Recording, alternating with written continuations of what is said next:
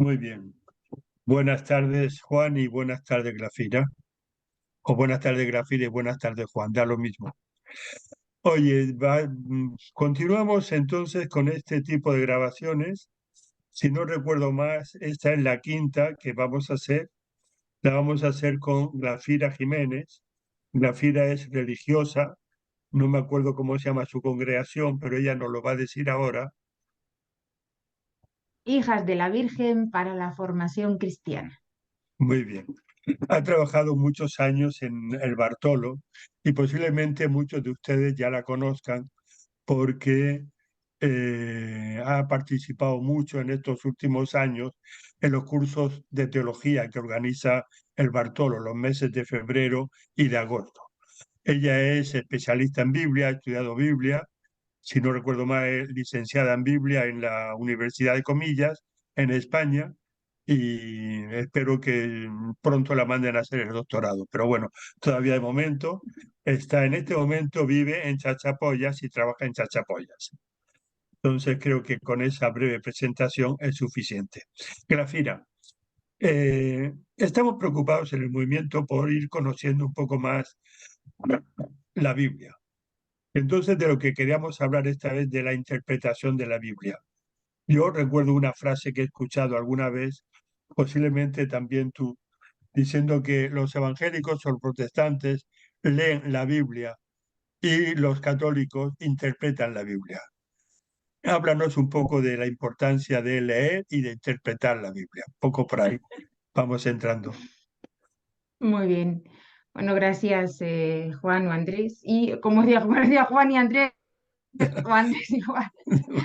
Bueno, sí, pues la interpretación, a veces distinguimos las acciones. Creo que esta tarde quizás vamos a hacer algún comentario respecto a eso.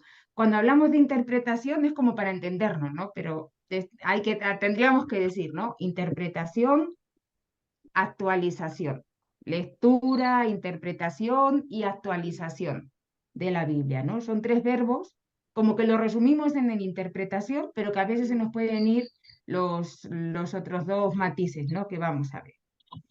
Y bueno, como has dicho, ustedes ya vienen reflexionando y me han contado, ¿no? Origen de los sinópticos, origen del cuarto evangelio, origen de los hechos, la Biblia, palabra de Dios y palabra humana.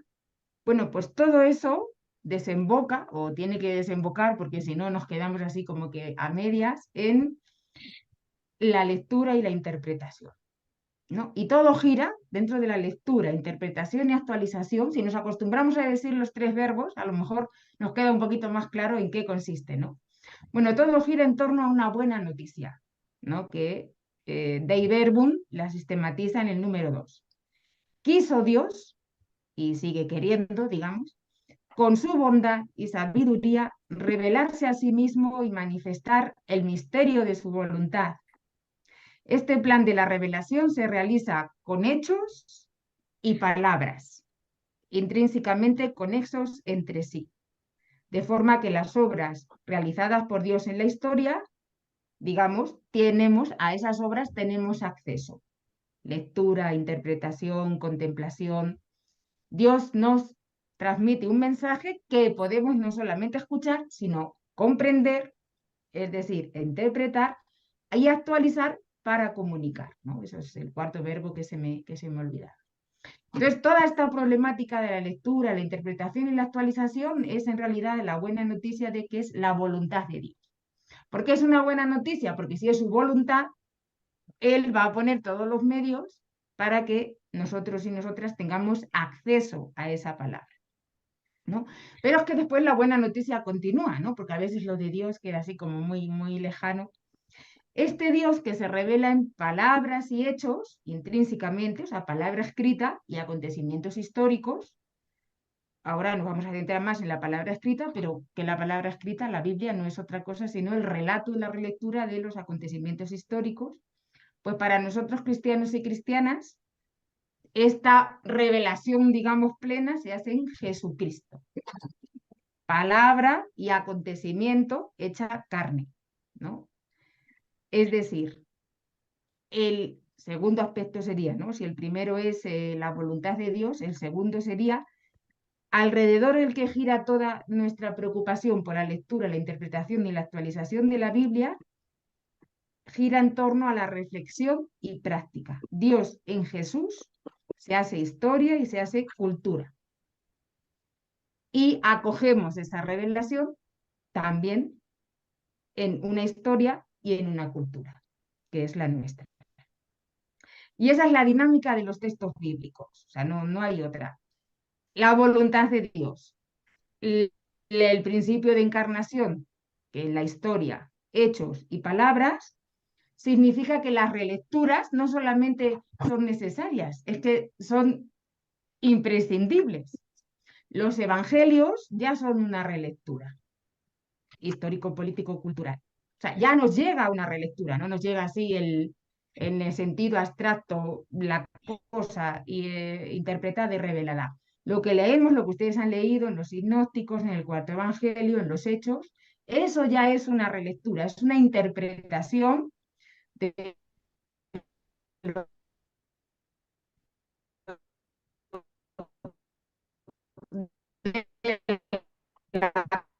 acontecimientos Jesús, de su Ya, lenguaje, de los símbolos, de las Grafira, cosmovisiones propias de quien interpreta. Grafira, un momentito porque te has congelado cuando has comenzado que los evangelios ya son una reinterpretación o una interpretación, perdón.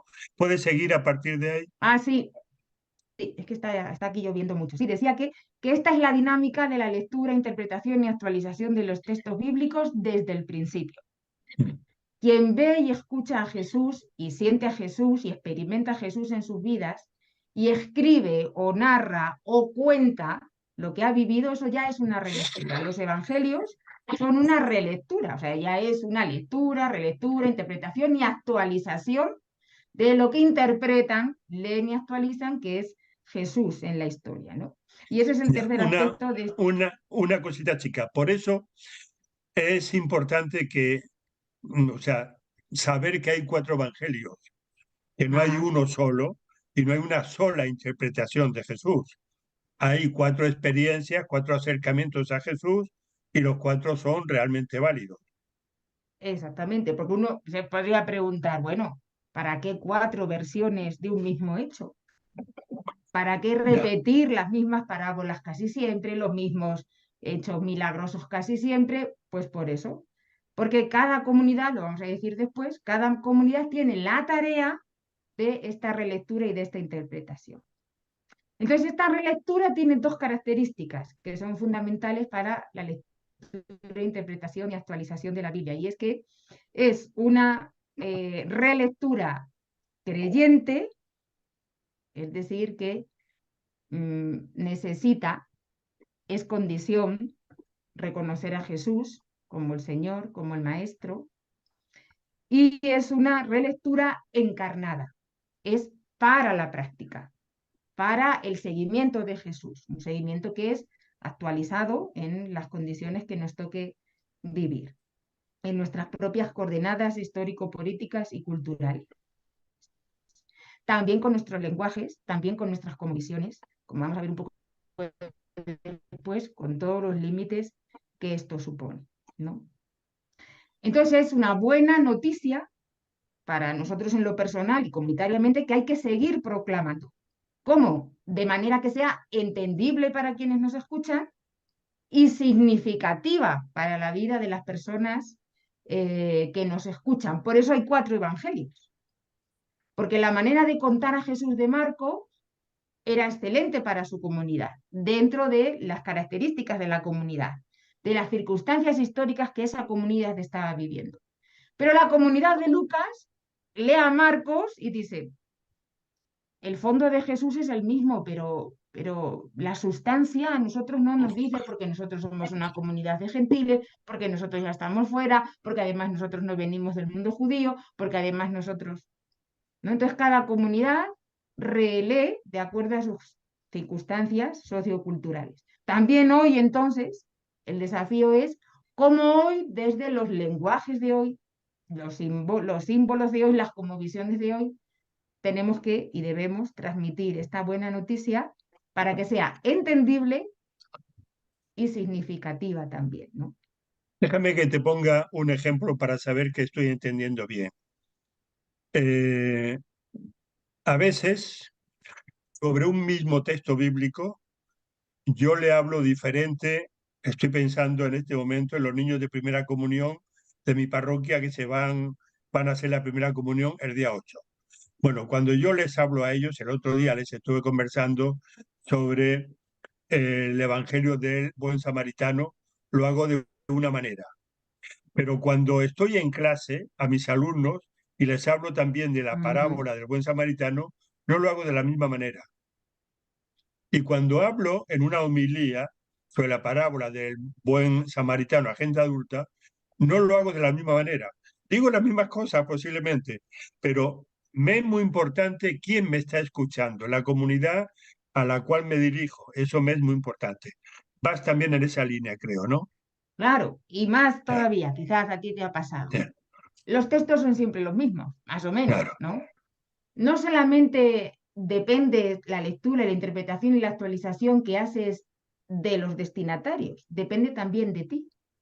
Yo no estoy siempre en el mismo momento de vida Eh, personal, ni estoy atravesando circunstancias que son las mismas. Eso eh, quiere decir que un texto que yo me lo puedo saber de memoria y que hago una interpretación y una lectura y una actualización por años, algo me sucede y esa interpretación se enriquece en la mayoría de los casos. Y algunas veces hasta es otra nueva. Y tú dices, fíjate yo Ya, este texto que siempre yo lo había entendido así, y ahora ya como que pierde su sentido, ahora es de esta otra manera. O sea, le vas agarrando aspectos, no solamente por los destinatarios a los que hablas, sino por tu propia experiencia de creyente y de encarnado, ¿no? Entonces, es ese diálogo, siempre decimos, el diálogo es de historias, ¿no? De historias que es como una corriente entre mi experiencia personal, lo que yo explico del texto bíblico, que nunca, si creemos en Jesucristo, nunca es explicar un texto bíblico en realidad, ¿no? Es compartir una experiencia de una lectura de un texto que tú reconoces como buena noticia. Entonces no es, tiene los mismos matices, pero depende. Entonces, esto lo tenemos que tener en claro, no porque complique, porque entonces ahora aquí es la verdad y ahora aquí no, es porque esta es la dinámica de la lectura, interpretación y actualización de los textos, porque así lo ha querido Dios. Palabras y acontecimientos. Lo que quiere decir que ciertas palabras se enriquecen, se alimentan de acontecimientos, La no fiera, se mantienen siempre. la fiera, esto también quiere decir entender el momento por el que pasaban los que escribieron los evangelios. Es Claro, decir, eso la época, vamos a con los, comentarlo después, ¿no? claro, ya, muy Como la importancia entonces lo vamos a ver después con el método, la importancia entonces para comprender un texto pasa por intentar acceder en lo que podamos, qué les pasaba a estos hombres y mujeres que escribieron este texto, rezaban este texto y compartían este texto. Y entonces eso es como una mm, introducción más general, que quizás son algunos aspectos que ya han visto. En torno a esto hay como yo lo he reducido un poquito por el tiempo, tres problemas, ¿no? Problemas, discusiones, que son en realidad problemas como oportunidades que tenemos, que nos complican tremendamente, pero que también le da como cierto entusiasmo a la cosa, ¿no? Porque sería un rollo que fuera una misma interpretación siempre, te la daban, tú recoges la que más te gusta y ya no, pues no, esto se complica, ¿no? Como si lo anterior que hemos dicho no fuera bastante para complicar, bueno, pues la cosa se complica un poco más. ¿Por qué? Bueno, porque la palabra escrita está ahí, ¿no? El texto final es el que tenemos, que es la Biblia. Ahí está, y el texto está claro. Pero la historia desde la que se relee esos mismos textos bíblicos y a la que anunciamos la buena noticia, lo que llamamos histórico tiene muchas limitaciones, muchas. Pero mm, aplicado a los textos bíblicos, como que se multiplica, ¿no? O sea, en general, lo histórico, muchas complicaciones, pero si es texto bíblico, ¿por qué? Porque los procesos de formación de los textos son muy complejos, muy complejos. Nosotros leemos la Biblia y tú dices, a lo mejor uno o una se ha sentado, ha tenido una inspiración una tarde y le ha salido el Evangelio de Marcos. Eso así no es. Hay textos en la Biblia que han tardado años, generaciones, incluso siglos. Hay relecturas de siglos, sobre todo en el Primer Testamento, que tiene una amplitud mayor histórica, ¿no? En el Segundo Testamento hay menos porque los libros son menos. Entonces, los recibimos en su forma final, pero han sido siglos y generaciones de relecturas, de relecturas, de relecturas, hasta que ha llegado a nosotros. Todo ese proceso está ahí, ¿no? Y cuando hacemos una lectura y una interpretación, tenemos que intentar descubrir qué era lo que estaba primero, qué era lo que estaba segundo, qué versículos, ¿no? Ustedes algunas veces en las homilías, algunos padres dicen, bueno, este versículo final no pertenece a Marcos, sino que fue un añadido posterior. Claro, la comunidad lee el Evangelio, por ejemplo, de Marcos, de Lucas y de Mateo, el final del Evangelio de Marcos, ¿no? Que saben cómo que termina. Y las mujeres sintieron miedo y se fueron. Y sintieron miedo, ¿no? Y alguna vez alguien en la comunidad levanta la mano de Marcos. Pero eso así no puede terminar. Sí, pues así termina, no hay que darle otro final. Eso que a nosotros nos parece como un sacrilegio, eso es la historia de la formación de la Biblia. Recibían el texto final como nosotros y decían, a mí ese final no me gusta. ¿Por qué no te gusta? Porque se queda corto, porque eso no responde a lo que nosotros necesitamos, porque yo no puedo ir a mi comunidad y terminar un evangelio así, porque se van a quedar esperando, me van a reclamar. Hay que añadir, hay que añadir. Y se añade. O Ya. versículos que no se entienden y se explican y se añaden. Eso es canónico y eso es inspiración, ¿no? Esa vez la tradición progresa, que lo vamos a ver después, ¿no? Esa es la historia de la formación de los textos bíblicos. Hoy nos parecería, claro, hoy el canon está cerrado, ¿no? Y hoy nosotros no podemos ni meter versículos ni dar explicaciones. Pero es bueno que tengamos claro que la historia de formación de los textos bíblicos es así. Alguien levanta Sí. la mano y dice, no, eso hay que explicarlo. Y se explica. Algo sobre eso hablábamos cuando con Pedro hablamos del cuarto evangelio, Ajá. sobre el capítulo 21 de Juan. El evangelio ya había estado acabado el capítulo 20 y alguien sintió la necesidad de decir más cosas. Y Así es. entonces le puso otro capítulo y no se preocupó de, O lo de cambia. Bueno, conectarlo, no, lo y puso y punto. porque no era esa rigurosidad Claro. científica ni académica que nosotros decíamos, cualquiera respeta, no. Jesús en el Evangelio de Lucas ponen en su boca que cambia la profecía de Isaías. Tú dices, Sí, bueno, ¿no? Jesús no se acordó o leyó mal o allí dice y esto se ha cumplido hoy. Así al momento, y la cambia no es comunitario, sino que al momento dice, bueno, a mí esta profecía se me queda corta y ahora mismo la amplío, ¿no? Y alguien recoge que Jesús amplió la profecía. Así, al hilo, ¿no? Porque se entendía que esa lectura, la actualización y la interpretación era un momento sagrado, ¿no? Hoy quizá tenemos más límites, más prejuicios quizá, pero la historia de la formación de la Biblia ha sido así, ¿no? Entonces, lo histórico tiene problemas por estos procesos de formación que son complejísimos y que se nos escapan de las manos, ¿no? Que a veces sí hay huellas de otros redactores, pero otras veces efectivamente lo hacen bien y para descubrirlas es difícil. Otra de las limitaciones de lo histórico es que, claro, la revelación nunca nos llega así en plaz de una, ¿no? Sino que nos llega de a poquitos, por huellas, que hay que ir casi que descubriendo, ¿no? Pidiendo que no se nos borren, que lleguemos a tiempo, ¿no? Es así, la revelación divina nunca hay boom ni de golpe para siempre. A veces son como destellos, como huellas, como acontecimientos, como signos que agarramos o a veces no agarramos, ¿no? Por eso en la Biblia no hay recetas, nunca hay recetas, siempre hay como criterios de seguimiento de Jesús, criterios de vivir la fe, criterios generales, ¿no? Pero nunca hay recetas.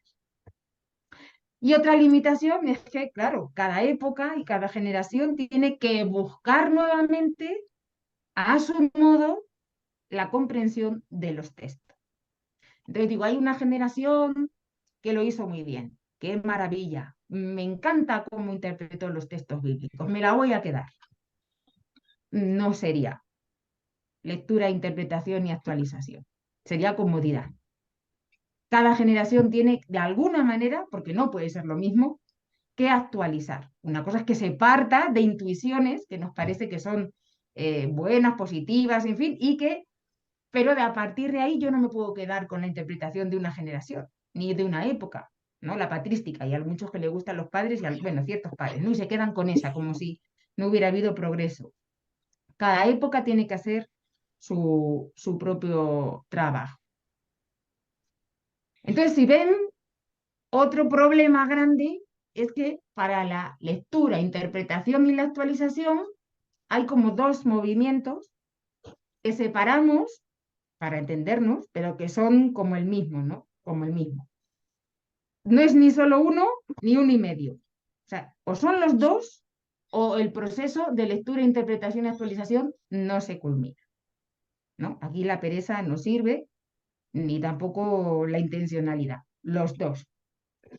¿Cuáles son los dos movimientos? El primero, el que decía Juan, ¿no? El primero es el primero. Tenemos el texto y entonces el primero es buscar el sentido originario del texto. ¿Qué entendieron los primeros receptores y receptoras? ¿No? Eso es la exégesis, lo vamos a ver después. El liberador de Jesús. ¿Cómo fue que narraron su experiencia del encuentro con Dios en Jesús? De una forma nueva.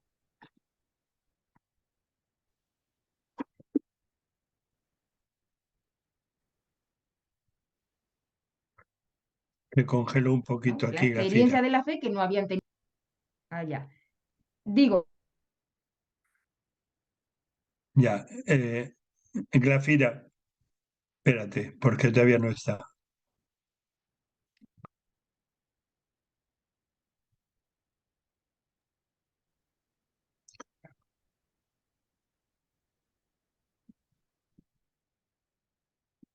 Se nos está perdiendo. Sí, sí, se nos está. Vamos a ver. A ver si vuelve. Mm, Que no fue.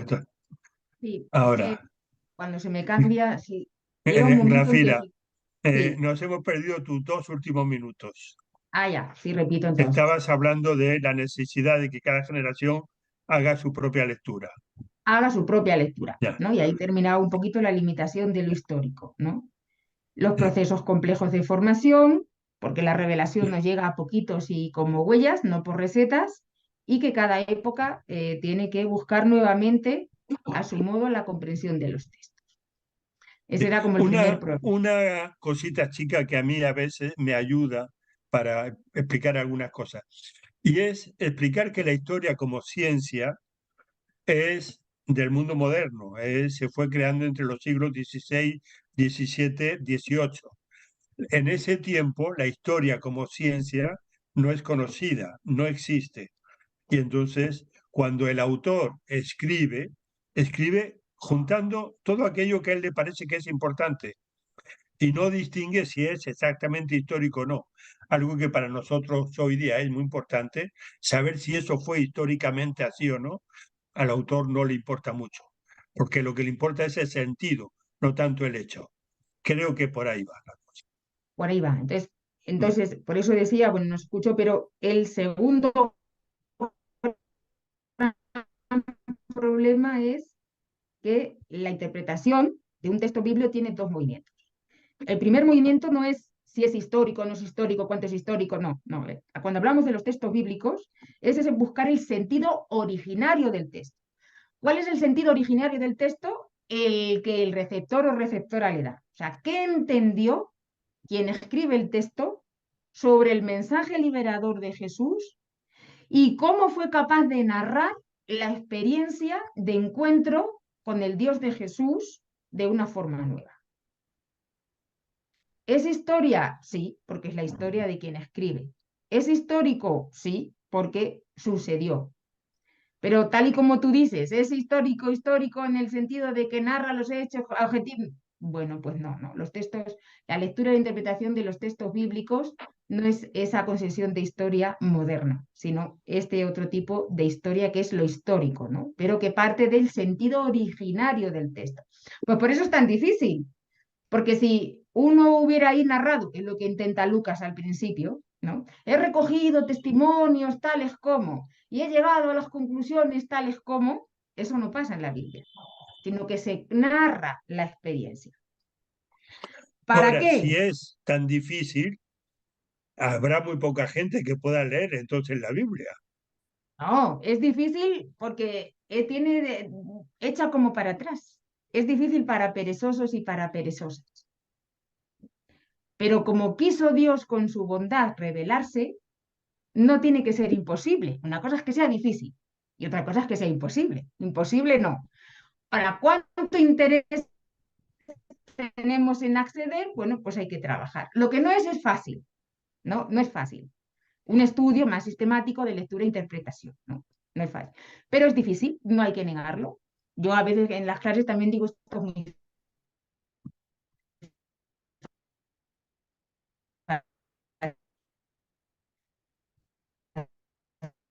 pero lo digo como para animar. Entonces, y el segundo movimiento es, sí se escucha, ¿no? Sí, sí, muy bien. Sí, y el segundo, es que había entendido, ahí ponía inestable. Y el segundo movimiento es el sentido originario desde el hoy, desde el hoy. O sea, ese sentido originario, ¿para qué me sirve hoy, digamos? ¿Cómo lo actualizo hoy para que esa noticia siga siendo liberadora y para que mi transmisión de la buena noticia siga siendo también liberadora? Ven que el problema de fondo es un problema de la hermenéutica filosófica, pero que, como si no tuviéramos bastante, nos lo remetieron a la Biblia, gracias a Dios, ¿no? A la lectura de los textos bíblicos. Y es cómo la lectura de unos textos de otros tiempos, de otras personas con otras palabras, pueden iluminar la reflexión, la mía, sobre una realidad actual que nunca se imaginaron en el sentido originario y además no solamente iluminar la reflexión, sino influir en mi práctica. Bien, ese es un problema hermenéutico. El primer movimiento es un problema exegético. El segundo movimiento es un problema hermenéutico, ¿no? Un problema de la filosofía que nos lo traspasaron. Por eso hay que distinguir conceptos, ¿no? El primer movimiento es más exégesis. ¿Qué es la exégesis? La práctica de la interpretación, descubrir el sentido de un texto. El segundo movimiento sería más hermenéutica, que es la disciplina filosófica, que es una ciencia de los principios teóricos de la interpretación. Los dos movimientos y las dos disciplinas tienen que ir unidas, acá se alimentan. Cuando hablamos de exégesis bíblica, hablamos de los principios hermenéuticos especiales por el carácter de la Biblia, que fueron los puntos que presenté primeramente. Es una obra literaria, pero además es una expresión de fe. Por eso la lectura es creyente y encarnada. Y en este sentido, por eso la hermenéutica bíblica no es filosofía, ¿no? Sino teología. Es hablar de Dios. El resultado de la exégesis, ¿no? Que se intenta exponer sistemáticamente. No sé si me explico, pero a veces lo confundimos un poco todo, ¿no? La hermenéutica requiere de la exégesis y finalmente la exégesis, en sus estadios finales, va a requerir de la hermenéutica. Por eso son dos movimientos. Otra cosa es la historia de las religiones. La historia de las religiones o la filosofía de la religión, que es la disciplina que estudia las circunstancias, las formas, los contenidos de la revelación de Dios en las distintas religiones. Y las circunstancias y las formas en las que el ser humano entiende y explica el mensaje divino. Bien, entonces hay que distinguir estos tres para saber qué cosa estamos haciendo. No es porque una sea más, otra sea menos, no, pero para distinguir. ¿Y cuál es el tercer problema? Pero que además es una buena noticia para mi gusto, es que la tradición de la Iglesia que recoge esta exégesis, narrando una historia de la interpretación de los textos bíblicos, progresa. Lo dice la Dei Verbum 8. Con la asistencia del Espíritu Santo, esta comprensión va creciendo, porque va creciendo la comprensión de las cosas y de las palabras transmitidas. ya por la contemplación y el estudio de los creyentes, que las meditan en su corazón, ya por la percepción íntima que experimentan las cosas espirituales, ya por el anuncio de aquellos que con la sucesión del episcopado recibieron este carisma de interpretación y de anuncio. Progresa la tradición. O sea, no es que se quede como siempre, sino que debe modificarse, ¿no? Por tanto, este ejercicio hermenéutico se pueden ir descubriendo aspectos, se pueden y se deben ir descubriendo aspectos nuevos hoy. Problemas que no existían en el siglo I, hoy se ven iluminados por la interpretación y la lectura de la Biblia. Y más todavía, ¿no? En este ejercicio de lectura e interpretación podemos encontrar como oportunidades perdidas. O sea, aspectos bíblicos están en la Biblia, pero que se olvidaron, se dejaron, no se tuvieron en cuenta y Ya, que quizá hoy podemos recuperar, ¿no? Déjame intervenir un momentito porque creo que hoy se habla mucho de una lectura feminista de la Biblia. Entonces es una lectura que nunca antes se había tenido en cuenta, o al menos suficientemente en cuenta, y que no solamente apunta a enriquecer el feminismo, diríamos, sino que apunta, entiendo, a enriquecer la lectura de la Biblia misma. O sea, a partir de ahí podemos entender mejor el contenido de la Biblia. Es por ahí, ¿no? Es y debe ser. Los métodos, las aproximaciones no son un fin en sí mismos ni son únicos. Todos se deben complementar. Si no se complementan, alguien está haciendo algo mal. Por ejemplo, en la lectura feminista, uno de los aspectos que no es que no se dijera, sino que no se recuperó, bueno, pues el discipulado de iguales de Jesús. Eso, pues, influenciado por una cultura machista que llamamos, patriarcal, elitista, pues fue un aspecto que no se resaltó nunca, sino que más bien se escondió. Y la lectura feminista dice, oiga, esto está acá, en la práctica de Jesús, un discipulado de iguales, que da para interpretar los textos bíblicos desde este principio del discipulado de iguales y da para practicar un discipulado de iguales y preguntarse las estructuras, las relaciones, cómo hoy nos organizamos como iglesia, ¿favorece un discipulado de iguales? Sí, pues muy bien. No, pues hay que cambiar. Entonces son las dos cosas, aspectos que nunca se hubieran recogido porque las circunstancias no lo daban, y hay otros aspectos que no se quisieron recoger. Digamos, hubo ahí intencionalidad, y eso en los textos está muy claro, ¿no? Cuando hay intencionalidad de que no se quiere recoger un texto. Y con la lectura, por ejemplo, ecológica que llamamos, pasa lo mismo, ¿no? Que ahora también está muy en auge, una lectura ecológica de la Biblia, ¿no? Donde no solamente se refuerza, sino se defiende esta relación armónica entre las criaturas. Eso también. Esa, por ejemplo, no creo que hubiera intencionalidad, ¿no? Pero no se veía como problema, no se rescató. Entonces, por eso son las dos cosas, ¿no? Cuando decimos la tradición progresa, en esa lectura e interpretación podemos rescatar, ¿no? Rescatar revelaciones, aspectos, luces liberadoras que fueron sofocadas y desenmascarar porque fueron sofocadas, y otras luces que quizá no se tuvieron en cuenta porque no era el momento, pero que hoy sí y son prioritarias. Bien, entonces, en este contexto de asumir cuestiones de fe y en el marco de los problemas y posibilidades de lo histórico, pues encontramos los distintos métodos, ¿no? O aproximaciones, cada uno con su especificidad, narrativo, cultural, el método histórico crítico, el feminismo, el hermenéutico liberador, de teología de la liberación, ¿no? Pero todos los métodos y todas las aproximaciones, lo podemos llamar, miramos, somos métodos, ¿no? Métodos significa para el camino, lo que te ayuda para el camino de la lectura, interpretación y actualización, ¿no?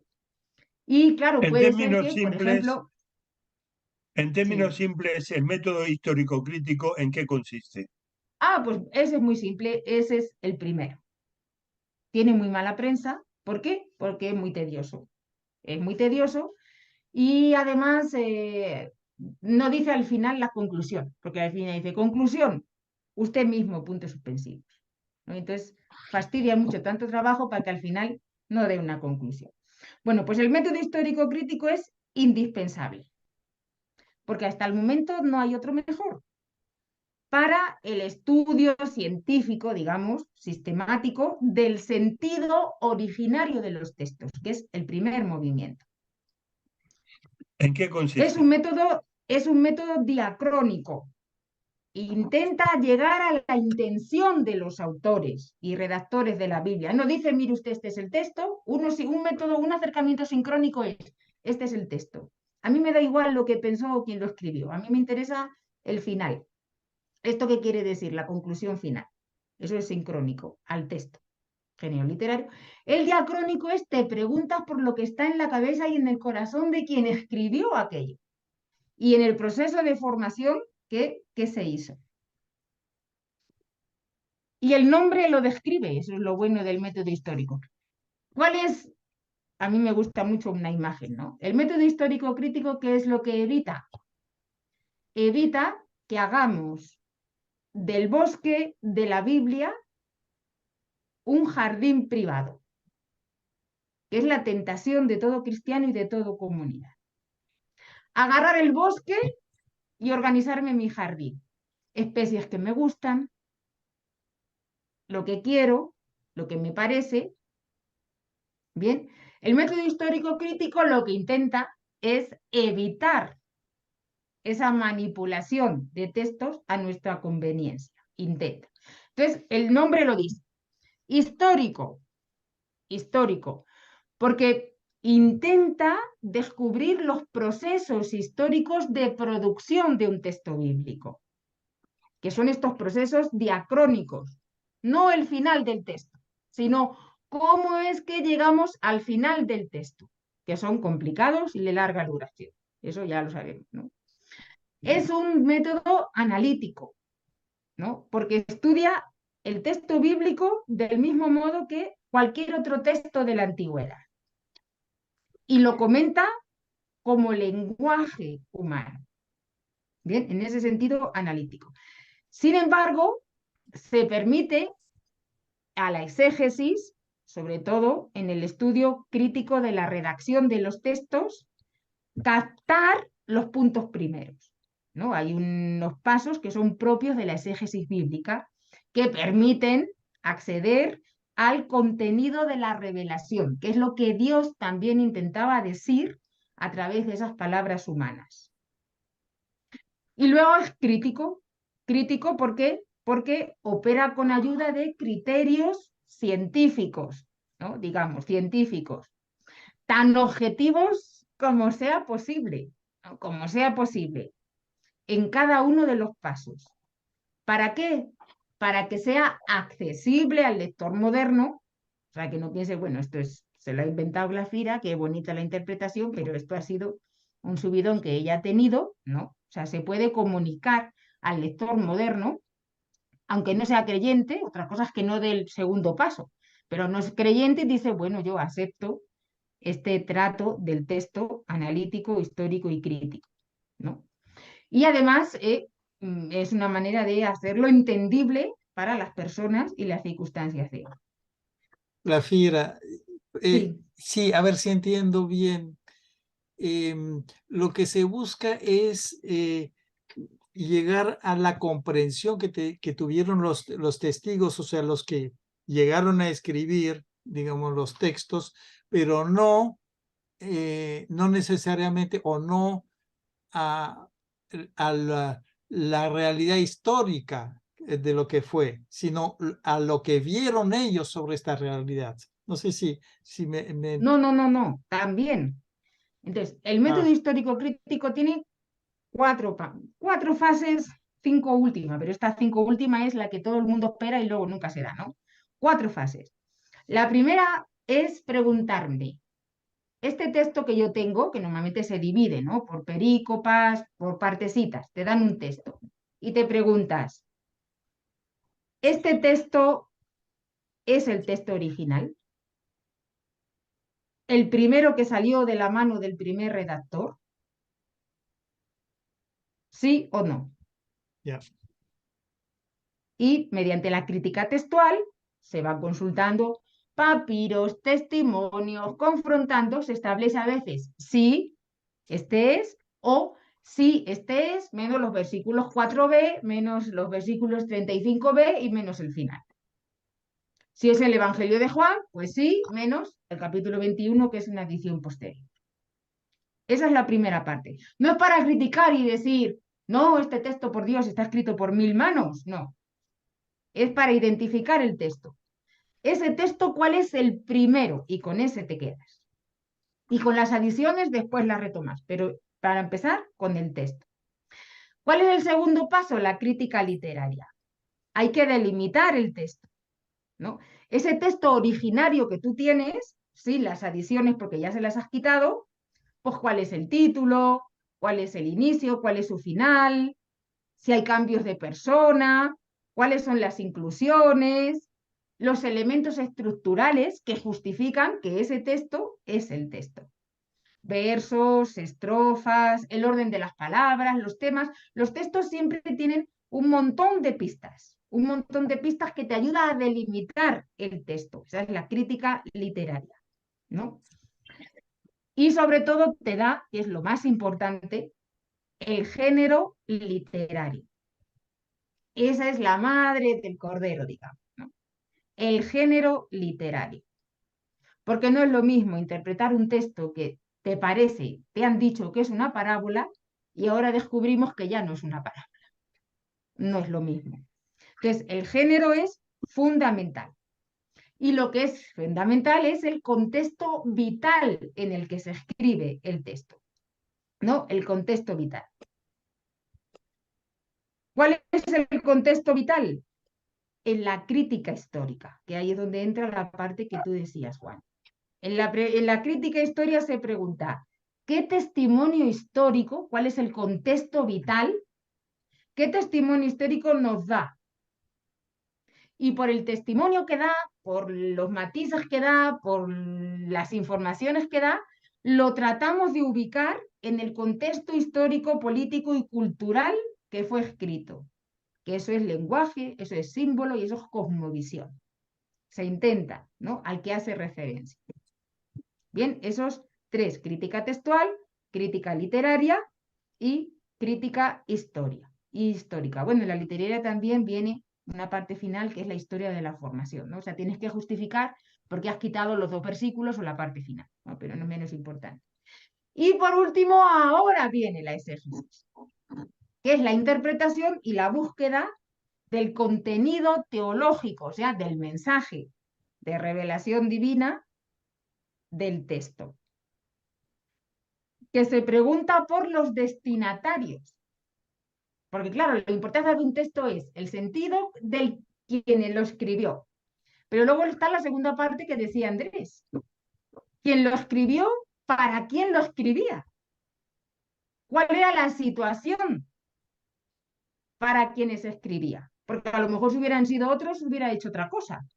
O sea, es importante también, no solamente quién escribe, sino para quién. ¿Cuál es la intención de ese texto?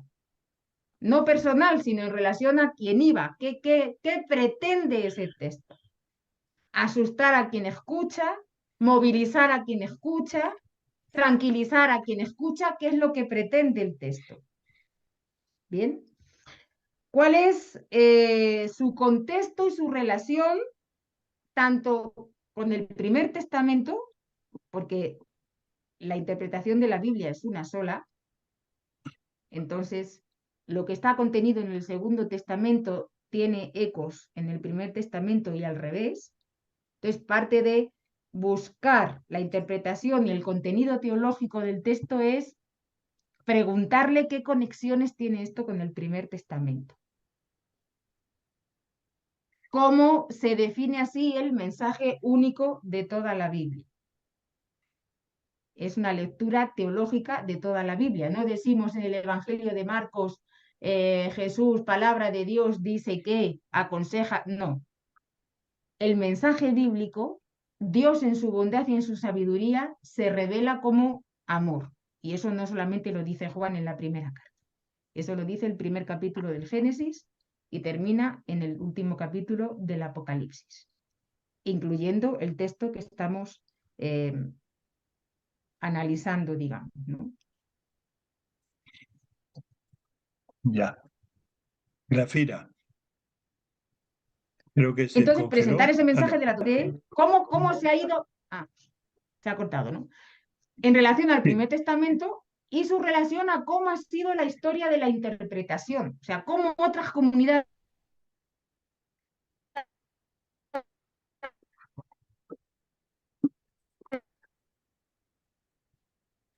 Ya.